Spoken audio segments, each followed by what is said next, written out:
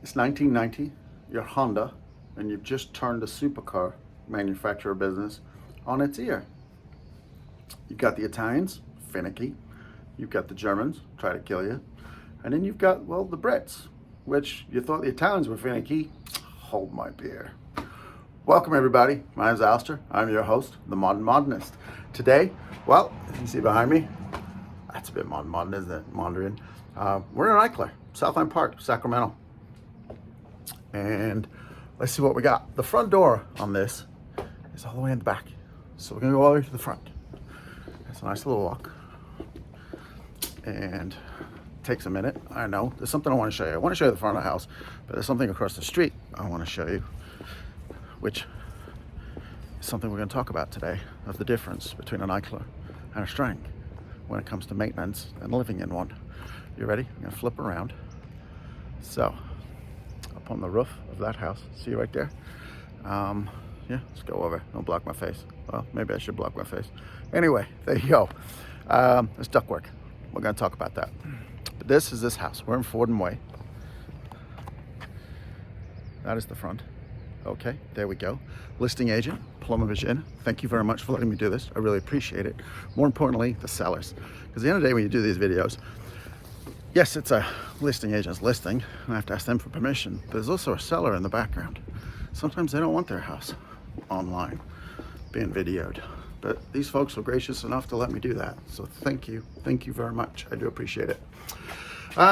First things first, art. Is art practical? It's a good question. When it comes to mid-mons in Sacramento, you've got 59 Eichler homes, and you've got 3,800 Strangs. And you could argue that one's art and the other's practical. Eichlers are definitely art. I'll say that right off the bat. I'm 5'10".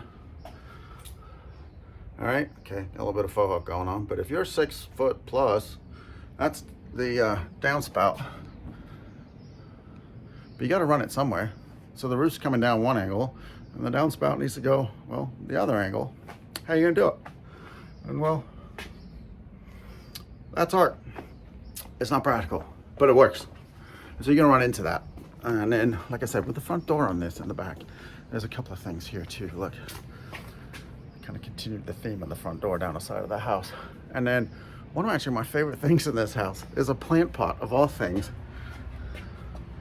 Just holding a little air plant. I don't know, I liked it. First thing I noticed when I walked up. And this house is really cool. So we're gonna go inside. And we're in. So front door behind me, there we go. And so what is that? Yeah, it's a coat rack. I like it, it's kind of neat. First house, or first room as we come in, front door is behind me, right? We're gonna go hard left, straight into the kitchen. I'm gonna walk through the kitchen so you can see it behind me. And there we go. That is a very, very original kitchen. A lot of the cabinets, for instance. Sliders. Oh look, got a tin of canned goldfish. It's empty, it's a joke. I actually didn't know I was there when I opened this. That was pretty funny. Could have been anything. I got canned goldfish. Yeah, it's a neat kitchen. It's had some updates done in the sense of appliances don't last forever. This house was built in 1955. Eichler was in and out of Sacramento, 57, 58. General contractor, as we've discussed, typically back then was a guy, local guy, Joseph R. Cowden, who did build some homes before Eichler came to town and built many more mid-mons after he left. But this is original. We've got Formica, and Formica with a capital F, because back then it was proprietary. That was the product. That was what it was called. No one else made it. Now it's a lowercase f, because, you know, patents have run out and everyone makes it. Back then it's capital F. This is the real deal. This is original. And what I like about this house is appliances don't last. They break. So what do? You just go down to local, like, right? Every town has a Broadway, Phil's Appliances, Bob's Appliances. No, you take your time, you do some research. These guys, they put in, actually it's a Miele cooktop. Miele, what was that, 1899, started in Germany, making creamers, now make appliances. I think, I don't know, Miele in German means lots of money. They're not cheap, but do your research. It's cool. I like the fact that they replaced the original cooktop with that. It works. Oven, same thing. All right. You've got an original space that the original oven would have gone in, right? And so you don't mess around. You know, people carve up kitchens on these mid-mods and just destroy them. They rip the mid-mod out. Not these guys. Refrigerator, same thing. They had to replace the refrigerator. There it is. There's a dishwasher. They went with stainless steel. I think it's probably hard to find a black fronted dishwasher, especially Bosch. I used to work for Bosch, by the way. I don't think they make one. They're all aluminum or white. So, hey, they did their best. But I understand why they went with Bosch. There's no other way with it. These are open floor plans. You're not gonna. Bosch is the only one you put in because they're quiet. And sink, stainless steel, all original. This is a really cool house, and the reason I started with the kitchen is because they've left it. It's original. You've had to add new appliances, but they did some homework. They did some research. Most people, well, I need a water maker. No, you don't. You want a water maker. You don't need a water maker. When you live in a house like this, yes, your name's on the title, you own it, but at the end of the day, you're its curator to pass it on to the next person. And this house has had two prior owners, so second owners are now selling it, and they did a great job. They were curators. They were not homeowners. They were curators. I mean, I'm standing on parquet floors. There's some carpet down the other end. There's a light fixture that runs the whole length of the living quarters in this house. I saw it mentioned in the write-up, and I'm like, where the heck is this light? I don't know what I was looking for, to be honest. I didn't know what it looked like. And then flicking switches, I found it. So it's off right now because I'm going to show it to you in the video at a later point. Very cool. And the fact that it survived. So we're in the kitchen. We're going to come through the kitchen. Now you've got, so you got your kitchen table. And again, mid-mod was a revolt against the Victorians who bought stuff to put stuff in, to put stuff on, to put more stuff around, to add stuff to. Minimalism didn't do this. Mid-mod, no. I mean, that's a table. Table has 4 legs. Au contraire, it does not. It has 1. Why does it stand up? Well, you mount it to the wall. And then here's the leg. And when I say 1 leg, get down and have some fun today. See, look, it's just a piece of metal, just bent, looped around. Forms a leg. There's a leg for you. That's all you need. 4 legs. Give me a break. Who thought of a table with 4 legs? It's not gonna work. Then off of that, dining room. Again, absolutely brilliant. So this is where the reveal comes, because Alister couldn't find this light fixture. It's designed by a local architect. We'll get the name we'll get the name right in a moment, because I think it's K. I forgot exactly, but we'll go back to it. There's a place in the house we're going to talk about with the history of the house, and we'll go over it exactly. So, even the furniture in this house, look at this. So, you know, minimal, light legs. These are the early days. These are very original. This is all early days fiberglass. This little armchair, this is incredibly early because you can see the fiber laid. Replicas of this today, they actually use modern day fiberglass where you don't see the fibers as visible as you do in this chair. This chair is very original, this particular one. That's very cool. I like it. Yeah, you have to understand, coming out of the 1950s and the mid-mod movement, you're coming out of plastics being Bakelite. And Bakelite was just being phased out, and the new era of plastics, fiberglass was all coming in. So that's very cool to see. So let's talk about this light, shall we?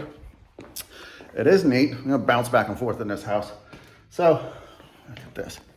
They've even left the dimmer switch. And you ready? I'm gonna flip the phone up. First off, see that piece of wood? That runs the whole length. But on the other side of it, okay, you ready? So, dimmer switch. Here we go. And then keep an eye on the chandelier over the dining room table too. There it is. And it runs in thirds, I found. Because I turned it on there, I was like, hey, there's the bulbs out. So we can come all the way over. Let's go through the kitchen. I want to show you this room yet. I know, we got some surprises, jeez. Okay, kids. So now we've got this dimmer switch again. So there it is. And then this one here. And it lights the whole house. And I like the fact that they've connected the chandelier to each dimmer switch. So when you turn that main overhead light on in the home, you also turn the chandelier on. So there's a chandelier in this room in front of me. We'll flip around a minute, we'll look at it. And then the chandelier of the dining table is connected to the other dimmer switch. Very cool, I like it. So, you ready? That is your living room. And yes, you see where Carter Sparks gets his inspiration from.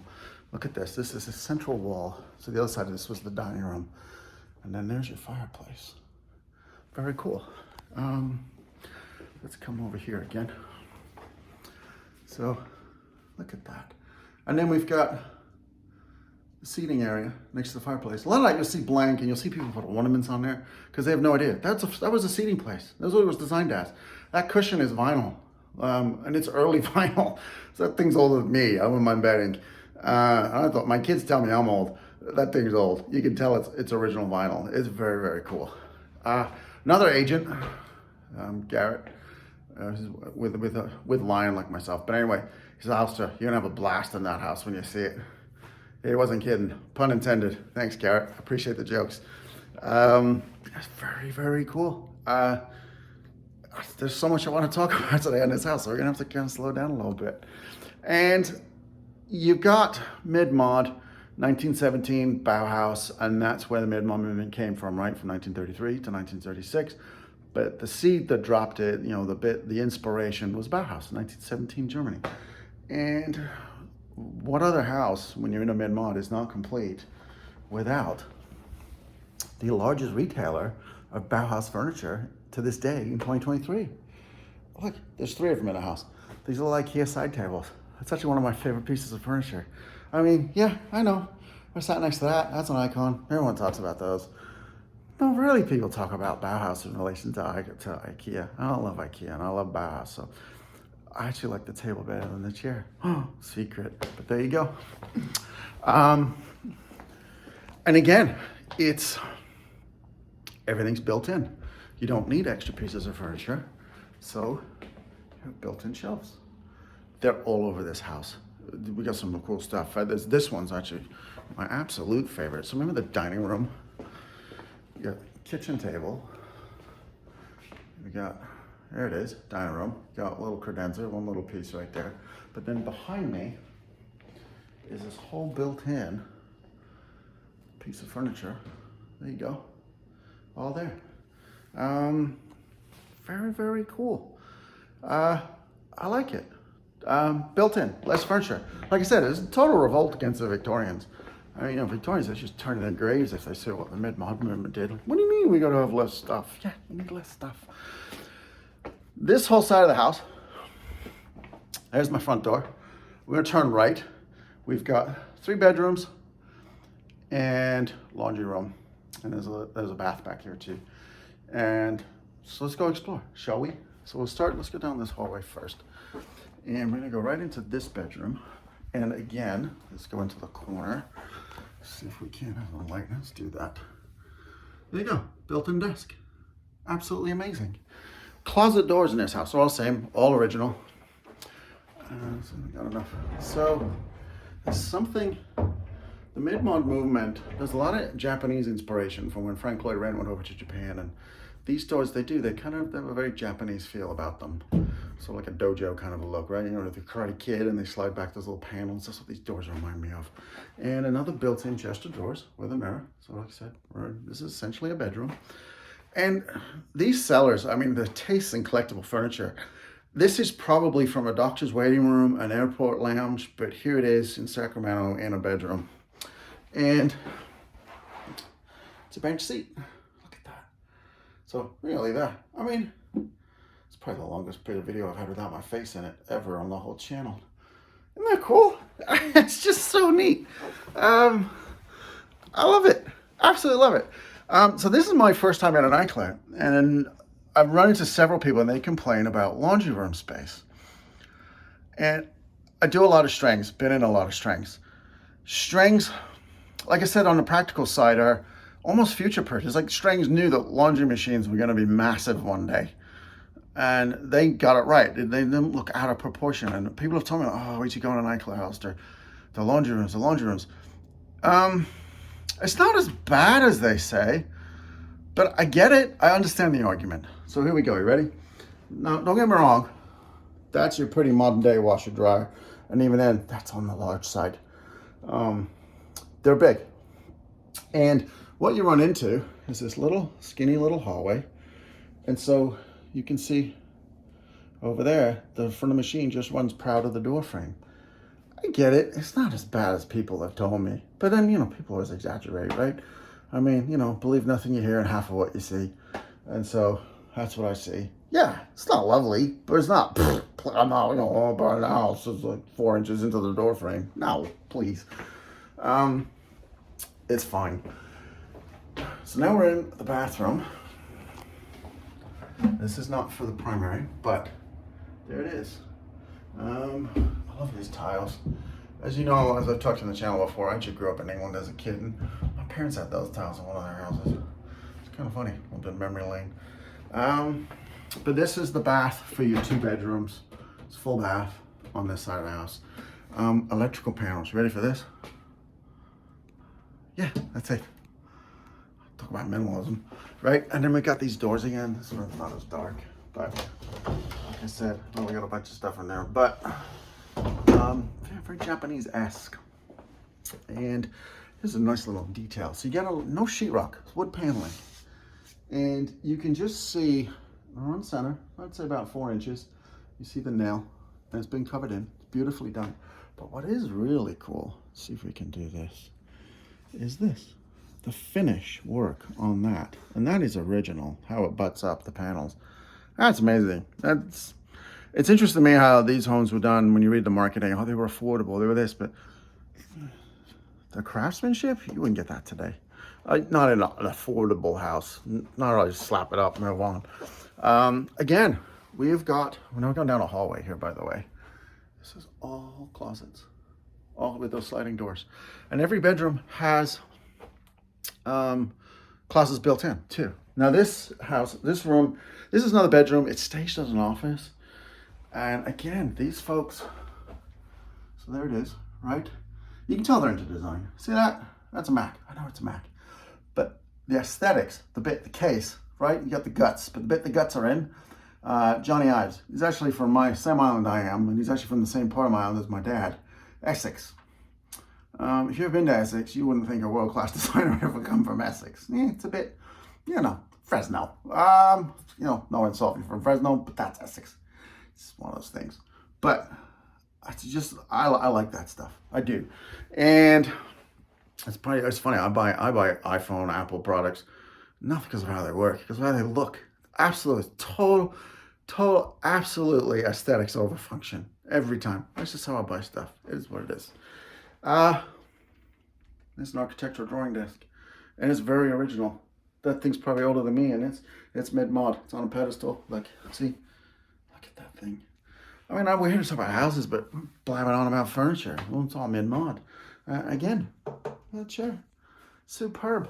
And again, Randy, we've featured Legos on this channel before. Design icons too. Look at that. See, very cool. See, Farnsworth house. I like it. This guy right here, boom. And then from my fellow island dwellers, my homeland, Big Ben, love it. And then of course, you have to have it. There you go. There's our boy. See, falling water, love it. So bedroom number 2.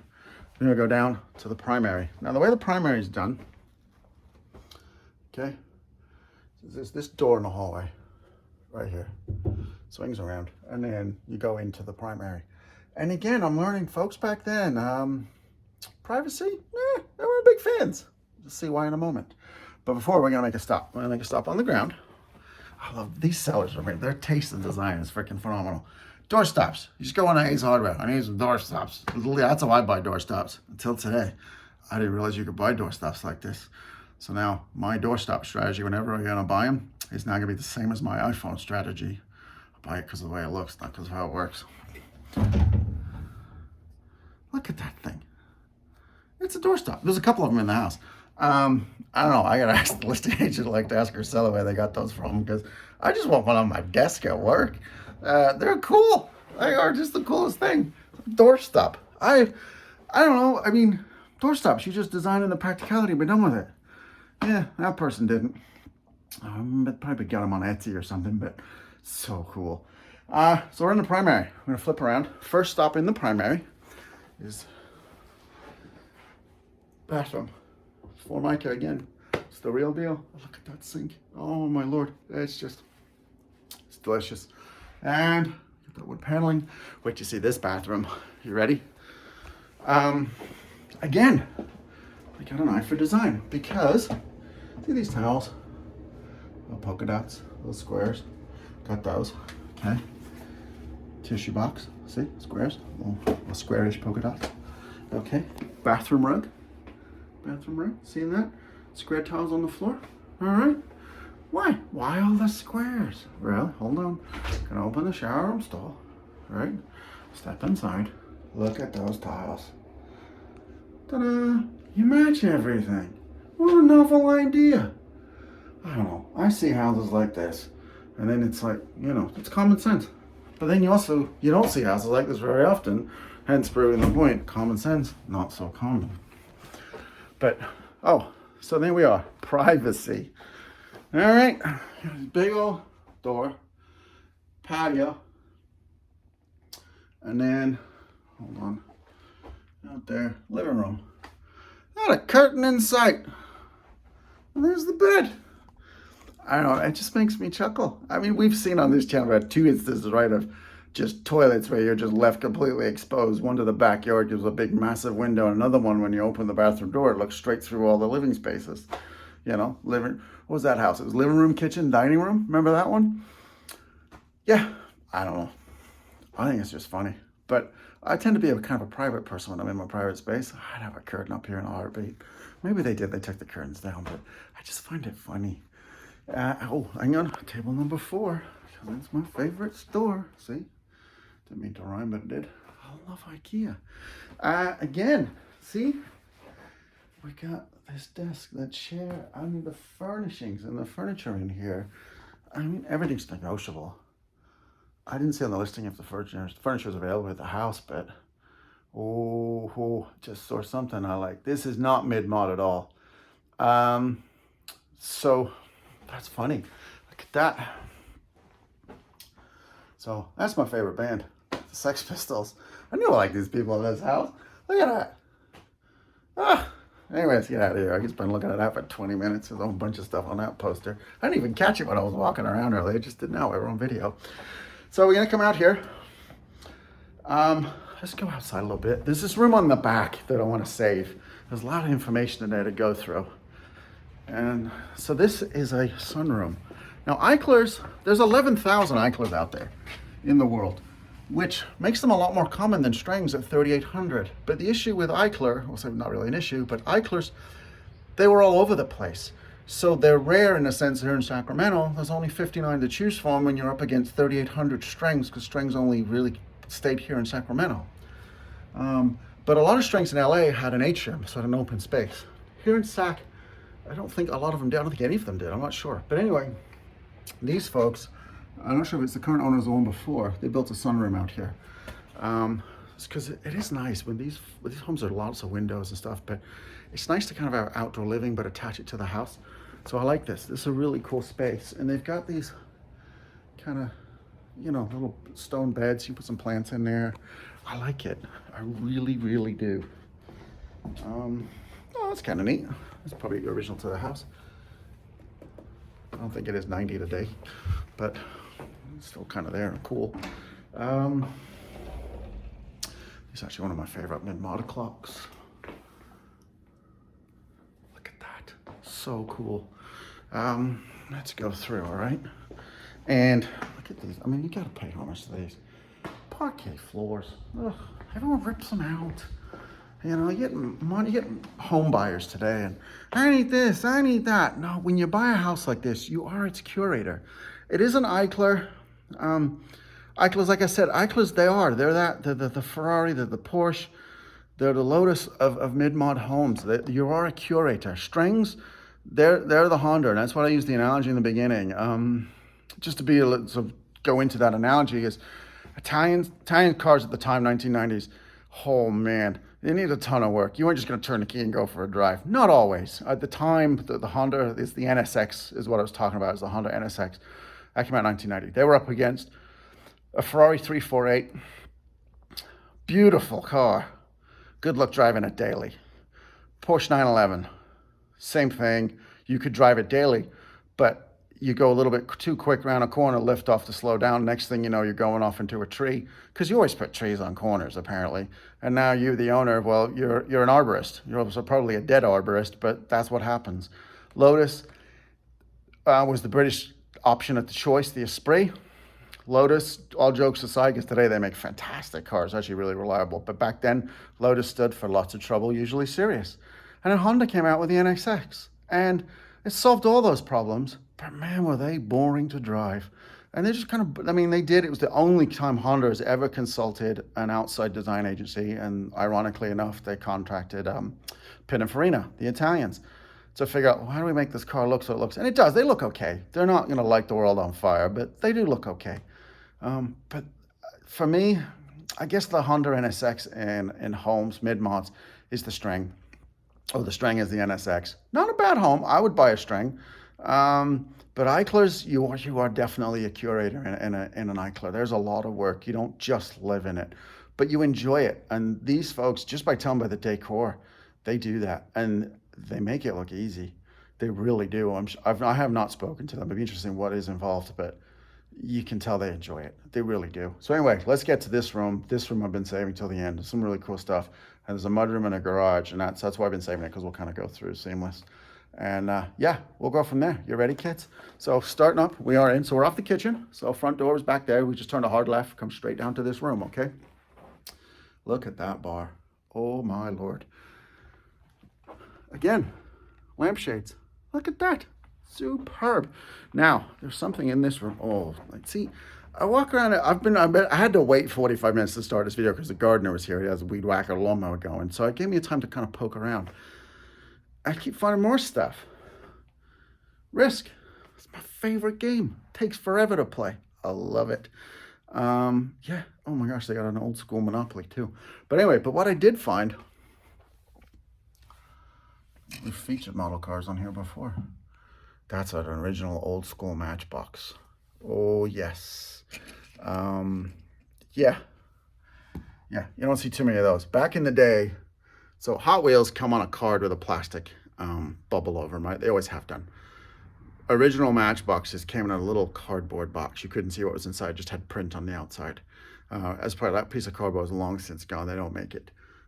That's very original and very nice shape. But they did. They came in a little cardboard box, and I owned a Hot Wheel, a Matchbox very similar to that. Very, very cool to see. A little piece of home. You don't see Matchbox in the United States because they were a British manufacturer at the time. Even though, ironically enough, they're now owned by Hot Wheels. But there you go. Another piece of built-in furniture. Vinyl. Of course they have a vinyl record player. They own a mid-mod house. These people are amazing. Another thing. Look at this little fella. The last time you saw one of those. I won't mind betting that little puppy's original too. It's just so cool to see that. And look at this couch. I mean, look at that. Just atomic design to the next level, this house. It really is. And they fill it with the right furnishings. Here we go. So card sparks, strings. They did take materials, mid-mod material, construction materials to the next level. So they went aluminum. We're still brass. Eichler wasn't as big on that kind of stuff. The strings were, because they had Carter Sparks as our architect. And that was his shtick. Everything had to be modern. So very, very cool. So this is the mudroom. I wouldn't mind betting at some point if some owner turned this mudroom into the laundry room, and that solves the issue back in that house, right? Because there's plenty of room back here. Wouldn't be that hard with some plumbing. But would you leave it original? But it is nice to have a mudroom, and then the laundry's on that side, that's where it belongs. So maybe just swap out the washer dryer for a smaller unit. But I get it. I do. But this actually, mudroom's kind of a bit of a photo gallery.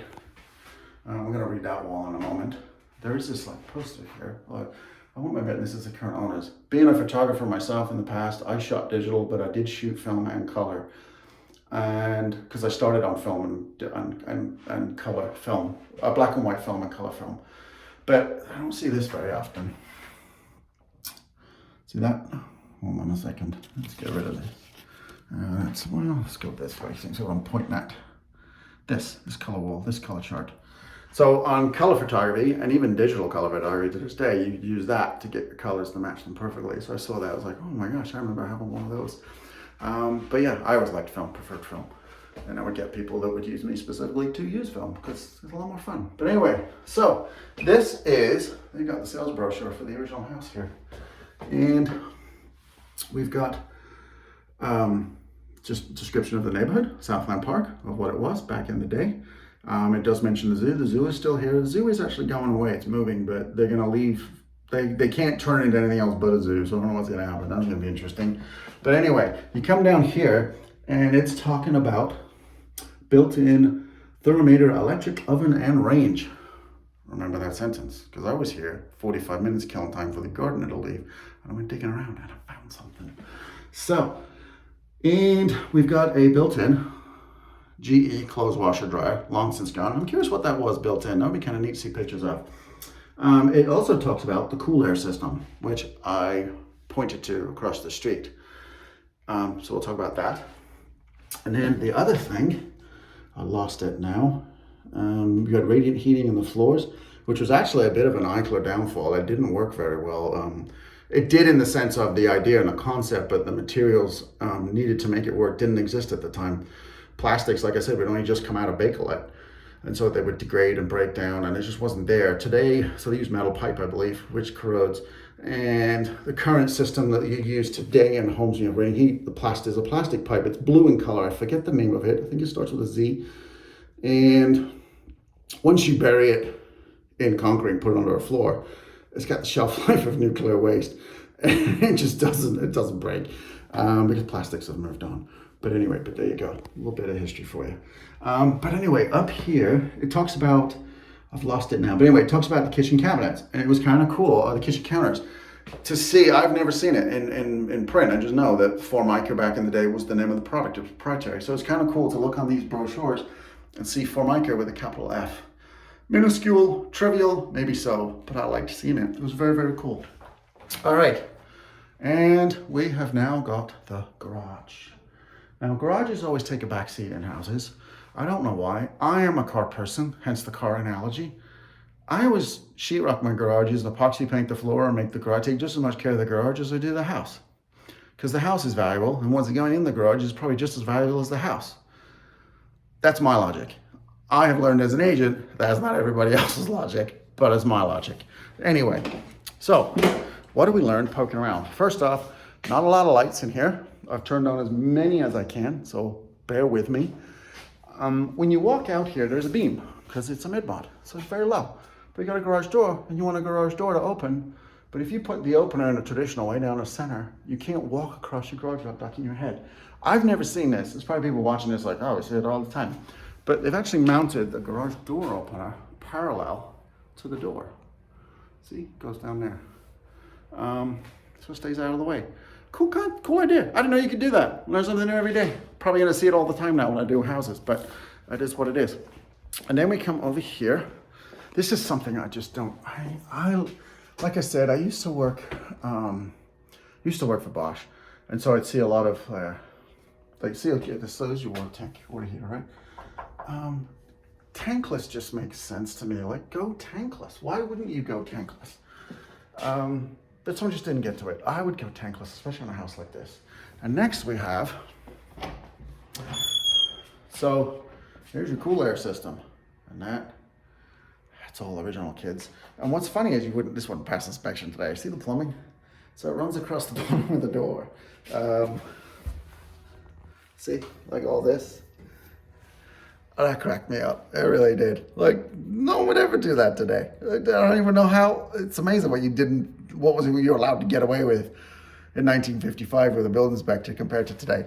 This would have to be run in an interior wall or up and around the top of the door. No, put it across the bottom. People will step over it.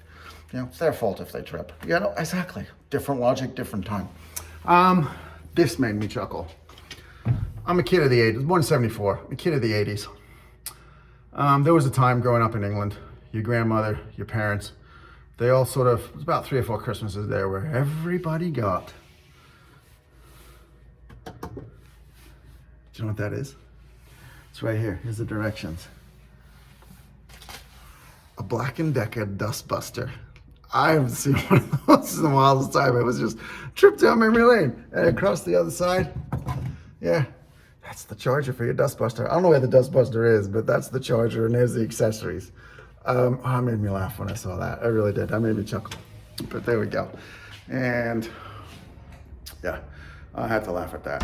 Anyways, this is the garage. But like again, no epoxy painted floors, no sheetrock. It's personal taste. That's what I do when I own homes. The garage to me, I treat it like the interior of the house because what's going in the garage is just as valuable as the house usually. But that's me. Everybody's different. So I had some time to poke around, and I found something out here. So I like when people save stuff, and I really do. I think it's very cool. I don't know if this works, but you can see what you're up against to replace. Remember that Miele stove? All right. Ta-da! That, folks, is the original cooktop. So do you see what I mean? It's hard to replace, but that's why you just don't run down to your local appliance store like, here's a stove, it failed this morning. Take your time, do some homework. You're gonna spend some money. That's a Miele. It's not cheap. I know they're not cheap. But it fits. It is new. It is very modern. It's contemporary. It is not mid-century modern, but it works. And that's the one underlying message of this channel is I like to put out with, there's nothing wrong with having to struggle or live in the past. You don't have to. Take the time, do some research, and you can have modern stuff in a mid-century modern home and not destroy the house. You'll see people list things, oh, my house is worth $1 million too. It's a string, it's an Eichler, this, and they've ripped the guts out. And you literally have to look at them with a straight face and tell them, no, it's not. And you really just built a fixer-upper now to take the house back to how it was. The value's gone because it's no longer an art piece. It is easy to undo some it's a lot more expensive. But these folks, yeah, thank you for letting me do the video, but forget that. Thank you for not destroying the house. Absolutely. It is superb. I love this house. I love what's in it. Folks, if you are going to write an offer, everything's negotiable. I don't know if the furniture goes with the house or not, but like I said, you can always ask, right? What's the worst I can say? No, right? The one word my kids hate. I just noticed this too. Look, I love it when you see stuff like this. It's got all, how high their kids were. And, oh, that's really cute. Yeah, that's adorable. Love that kind of stuff. Anyway, folks, sellers, Paloma, thank you very much. I really do appreciate this. It's very, very nice. Thank you. Folks, thank you for watching, subscribing. I really appreciate the fact you take the time to watch my videos. I do. It's really nice. Anyway, have a good day, guys. Be good to each other, humans. Take care. Bye-bye.